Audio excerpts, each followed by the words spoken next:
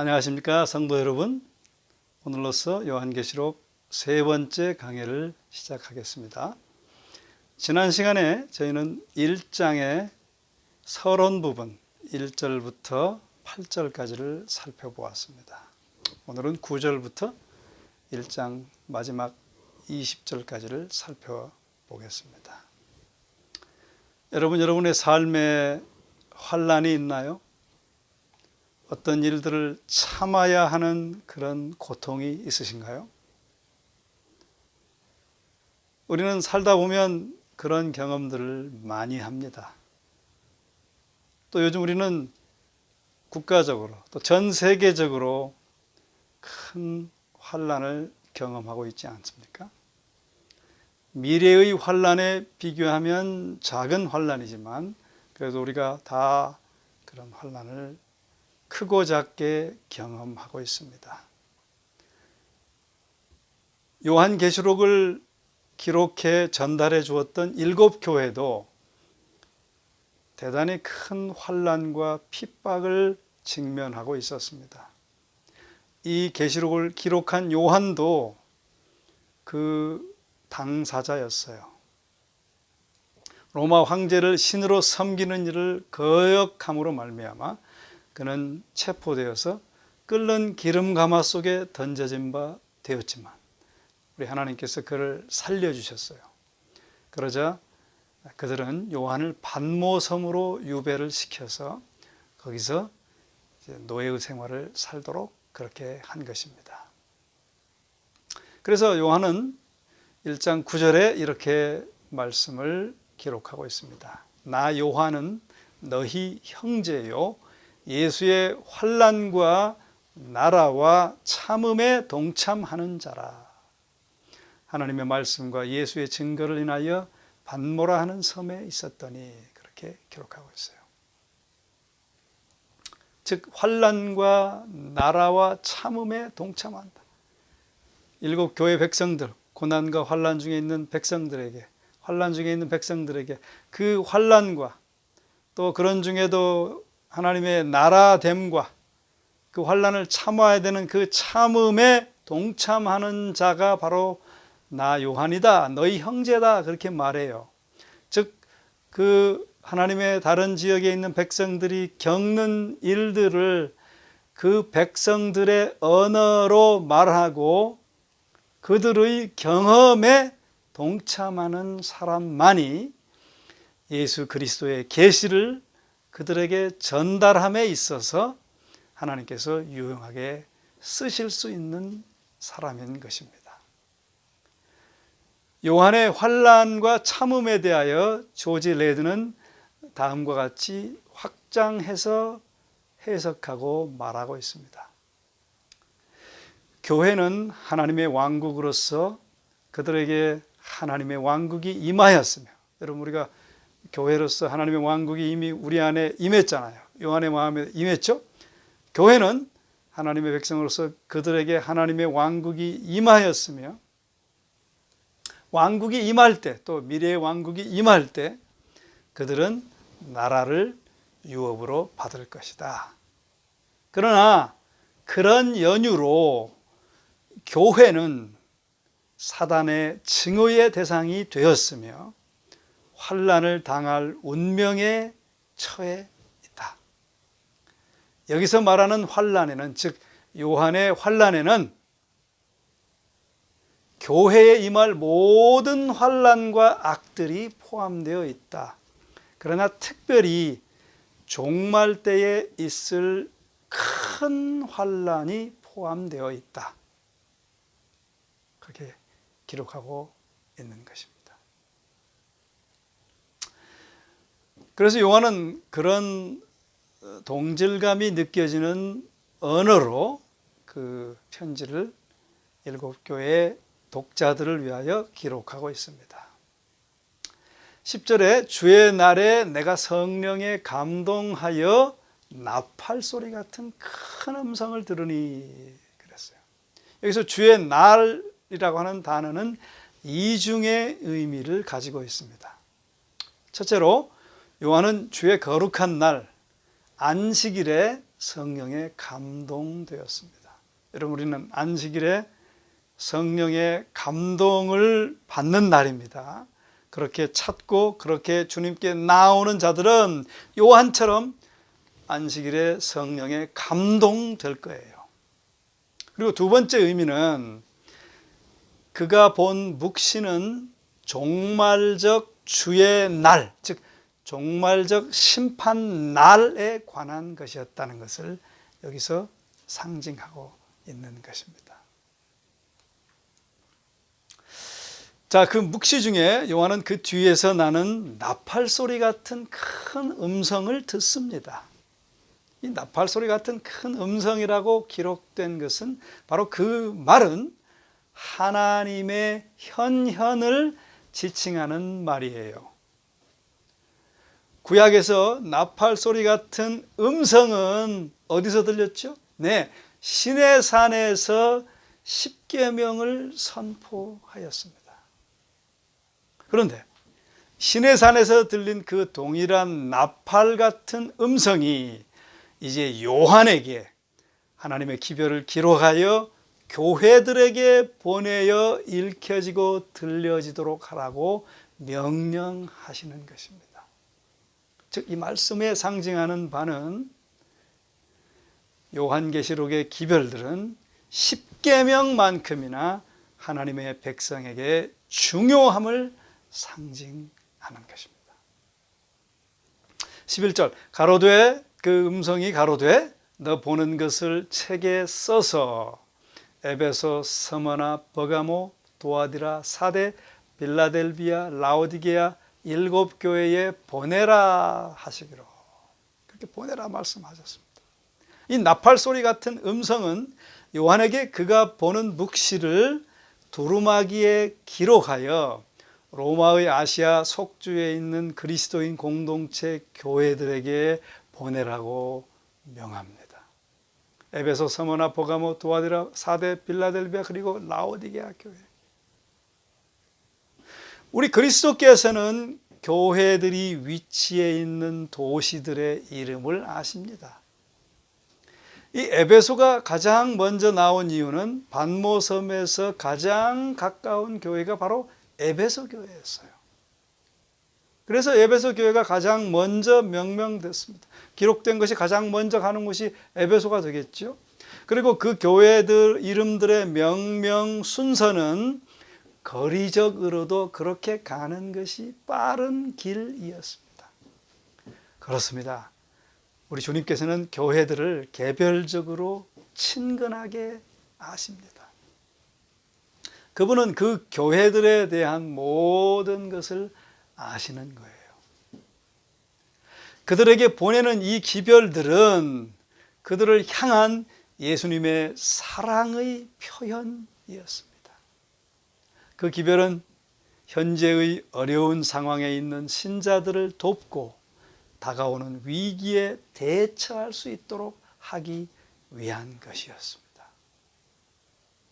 12절에 보면 이제 음성을 듣고 몸을 돌이켜 나더러 말한 음성을 알아보려고 하여 돌이킬 때에 일곱 금촛대를 보았는데 라고 기록합니다. 네, 일곱 금촛대를 보게 되었어요. 그 일곱 금촛대가 뭐를 의미하는가? 1장 20절에 보면 그 일곱 금촛대들이 예수께서 당신의 기별을 보내시는 일곱 교회들을 대표한다고 설명하고 있습니다. 그렇습니다, 여러분. 촛대는 빛을 비추지요. 즉 일곱 촛대는 교회인데, 교회는 복음의 빛을 세상에 비추는 것으로, 비춰야 되는 것으로 상징되어지고 있습니다. 그런데 13절에 보면 이 촛대 사이에 인자 같은 이가 계신 것을 봅니다. 왜 촛대 사이에 인자 같은 이가 촛대 사이에 계실까요? 또 2장 1절에 보면 일곱 금촛대 사이에 다니신다라고 기록하고 있습니다. 무슨 뜻일까요? 네, 그리스도께서 촛대 사이를 상징적으로 걸어 다니심으로써 당신의 교회들과 동행하신다는 것을 우리에게 말씀해 주고 계십니다. 네, 우리와 동행하고 계세요. 우리가 환난 가운데 있어도, 어려움 중에 있어도, 기쁨 중에 있어도 우리와 동행하시는 주님이십니다. 그렇게 교회들과 동행하시는 분이 어떤 분이신가를 더 자세하게 설명합니다. 13절부터 16절까지 이렇게 기록하고 있죠.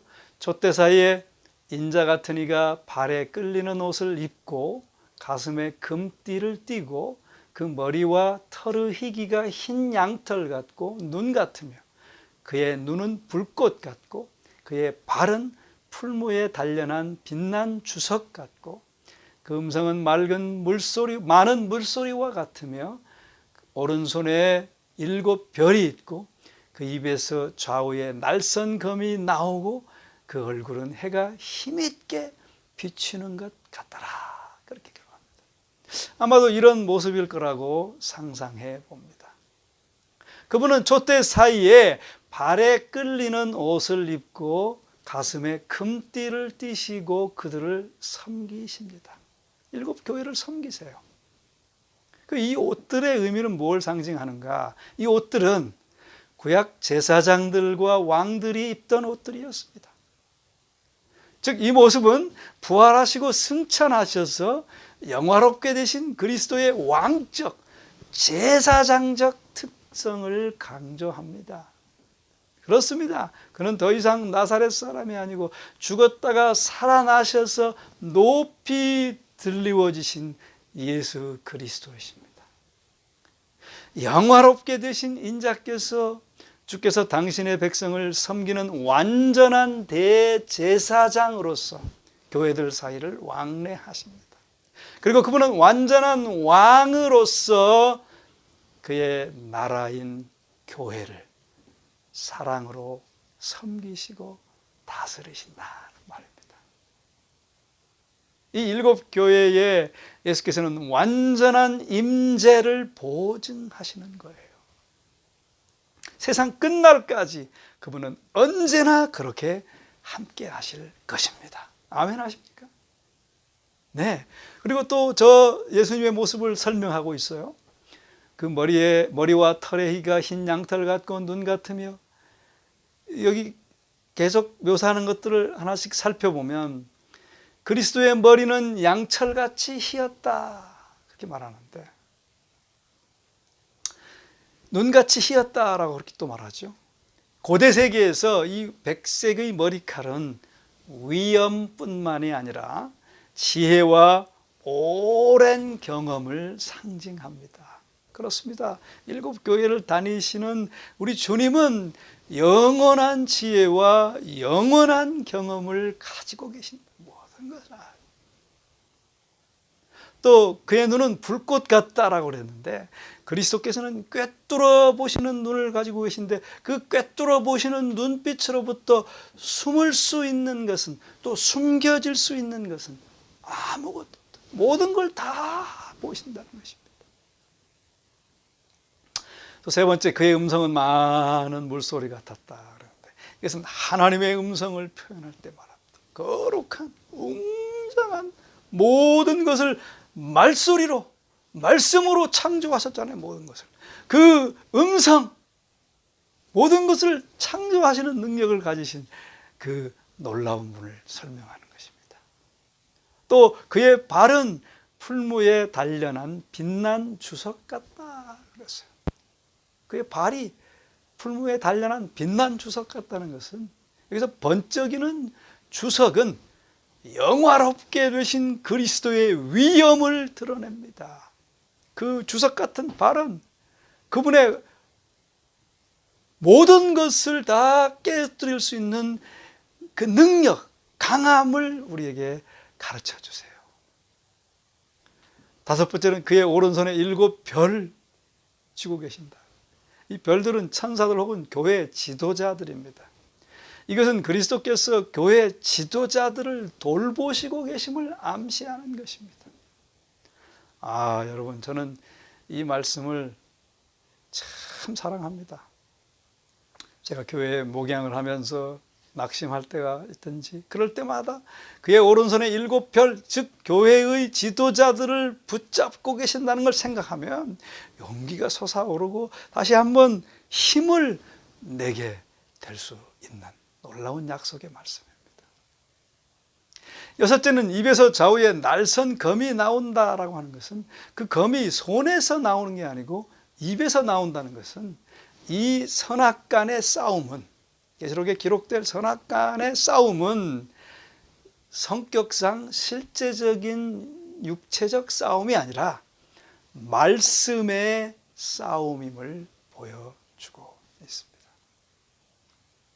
일곱째, 그 얼굴은 해가 힘있게 비추는 것 같더라. 네, 영광과 위엄 속에서 높이 되신 그분을 본 것입니다. 의의 태양으로, 정말 태양보다 더 밝은, 힘있게 밝은 모습으로 보여지는 그 얼굴, 완벽하게 다양한 묘사로 완벽하신 주님을 그려냅니다.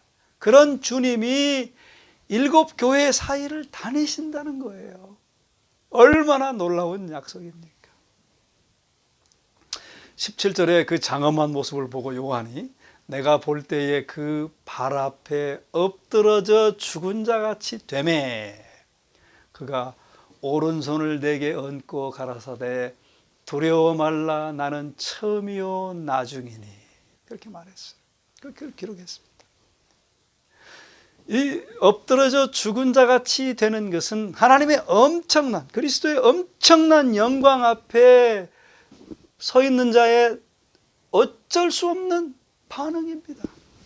성경 다른 곳에도 다니엘이 그 비슷한 모습을 보면서 다니엘도 그렇게 두려워하는 모습을 보였어요. 또 이사야도 그렇게 본인이 더럽게 느껴지는, 그래서 두려워하는 모습을 성경에 기록하고 있습니다. 그 두려워하니까 오른손을 요한에게 얹고 가라사대 두려워 말라 나는 처음이요 나중이니. 여기서 두려워하지 말라라고 하는 것은 두려워하는 것을 멈추라는 뜻이에요. 내가 있는데 뭘 두려워하느냐? 왜냐하면 내가 처음이고 나중이기 때문에 두려워하는 건 멈추라. 즉 세상 역사는 그리스도로 인하여 의미 있는 시작을 가지고 있고 의미 있는 끝을 맺을 것입니다. 그리스도는 그래서 과거에도 그렇게 행동하셨고 역사 중에, 지금도 역사 중에 그렇게 행동하시며 또 언제나 그럴 것입니다. 그러니까 두려워할 필요가 없다는 것이죠. 두려워하지 말라고 약속을 하시는 거예요. 그 약속은 약속을 준 분만큼이나 확고하고 확실한 것입니다. 이 약속은 영원하시고 무소부재하시고 전능하신 하나님에 의해 요한에게 주어졌고 바로 우리에게 주어졌습니다. 즉 하나님께서 모든 것의 처음과 시작일 뿐만 아니고 모든 것을 초월하면서도 모든 것을 포용하는 무궁함, 영원함, 무한히 전능하신 하나님께서 모든 역사와 시간과 장소와 모든 것들을 통제하고 계시는 것을 강조합니다. 그러면서 18절에 또 이렇게 말해요. 곧 산자라 내가 전에 죽었었노라 볼지어다 이제 세세토록 살아있어 사망과 음부의 열쇠를 가졌노니. 여러분, 가장 두려운 것은 사망이에요. 그리고 음부의 권세입니다. 우리 다 그것 때문에 두려워하는 거죠. 왜 코로나 때문에 두려워합니까? 그것이 우리를 죽일 수도 있기 때문이에요. 그게 가장 두려운 것이 사망인데 그리스도께서 이 마귀의 사망과 음부의 권세를 이기셨어요. 사망과 음부의 열쇠를 이제 가지게 됐어요. 그래서 그분을 따르는 자들은 이 승리에 동참하게 되고 그들은 더 이상 사망을 두려워할 필요가 없는 것입니다. 그러므로 그들은 두려워하는 것을 멈춰야 해요. 처음이요 나중이신 분이 그들과 함께 하시며 그분이 처음부터 끝까지 통제하고 그 모든 시간들을 통하여 최고의 선을 이루시기 때문에 두려워하는 것을 멈추라는 것입니다.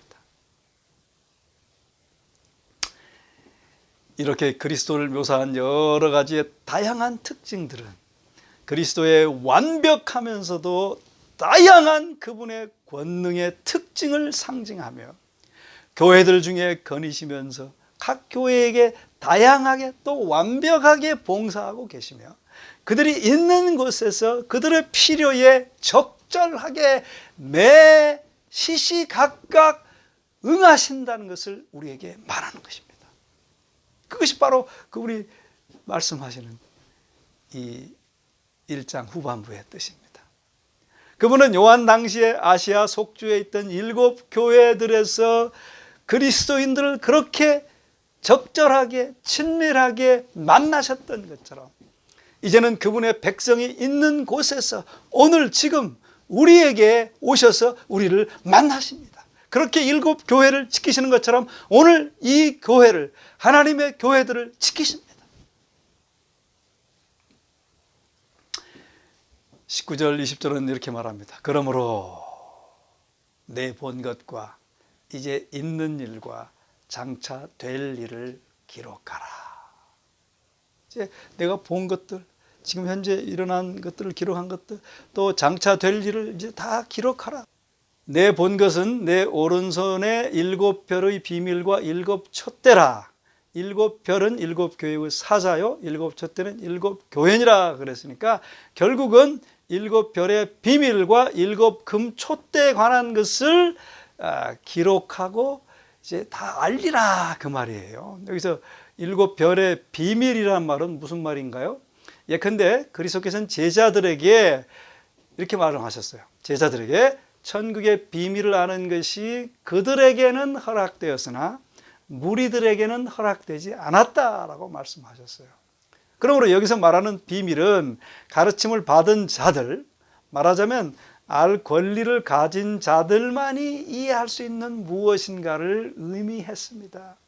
즉, 이 비밀은, 7 별의 비밀은 이 책에 게시된 것들을 지키기로 동의한 자들과 하나님께서 알려주고자 의도하는 자들에게 설명되려는 비밀을 상징하는 것입니다.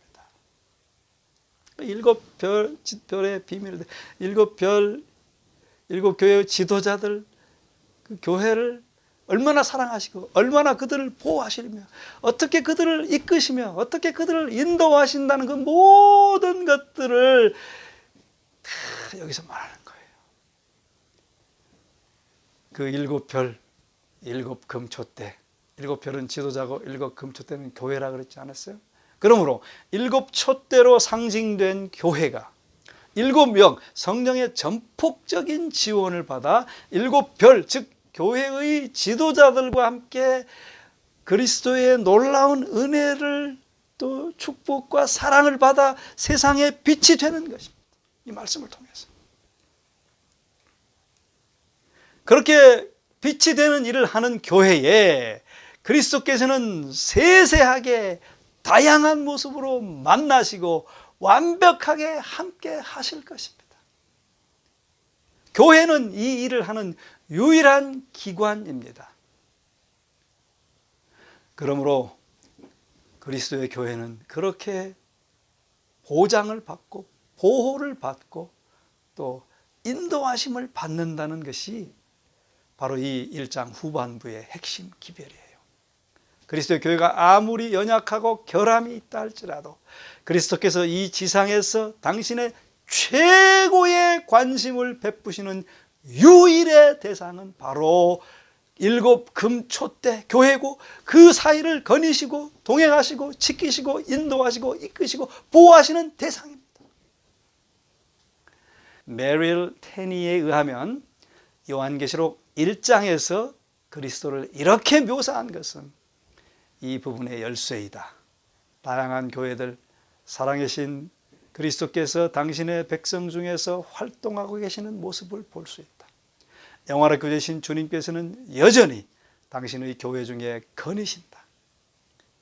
이 편지들은 그것의 다양한 측면들이 7개의 역사적 장소들을 통하여 나타나기 때문에 또한 각 시대의 교회에게 보내는 그분의 특별한 권면과 경고이기도 하다. 그러므로 여러분 할렐루야 하시기 바랍니다. 아멘 하시기 바랍니다. 그런 교회, 그런 교회의 성도임을 여러분 기뻐하게 되시기를 간절히 바랍니다. 저는 찬미가의 시온성과 같은 교회라는 찬미를 참 좋아합니다. 시온성과 같은 교회 그의 영광 한없다. 허락하신 말씀대로 그의 영광 한없다. 허락하신 말씀대로 주가 너를 세웠네. 반석 위에 세운 교회 흔들 자가 누구뇨? 모든 원수 애워싸도 아무 근심 없도다. 아멘. 여러분 이런 교회고 그런 교회의 성도임을 확신하시면서 주님으로부터 위안과 또 은혜 충만히 받으시는 여러분과 제가 되기를 간절히 바랍니다. 기도하시겠습니다.